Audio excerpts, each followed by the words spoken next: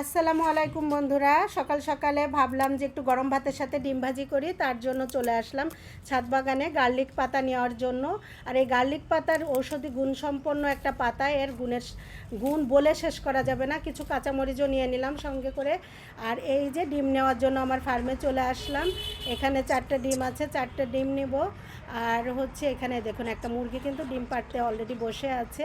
আর ঘরে ফ্রিজ থেকে আরেকটা ডিম নিলাম, মোট 5টা ডিম। পেঁয়াজ, মরিচ, গার্লিক পাতাগুলো আমি কেটে নিলাম, কেটে নিয়ে এই যে এখন চেটকে মেখে নেব ডিমের সঙ্গে। আসলে ডিম ভাজি তো সবাই জানে, কিন্তু একটা জিনিস সবাই হয়তো জানে না যে জিরা দিতে হয় ডিম ভাজির মধ্যে। আস্ত জিরা দিয়ে দিলে ওটা মুখের ভিতর পড়লে কিন্তু বেশ ভালো লাগে।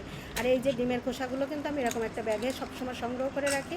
আগে সবসময় গাছের গুঁড়ায় দিতাম এটা গুঁড়ো করে, পাউডার করে। এখন পাউডার করে মুরগিকে খাওয়ানো হয়, মুরগিকে খাওয়ালে বেশি ডিম পারে। আর তারপরে অবশেষে এই যে আমি ডিমটা ভেজে নিলাম।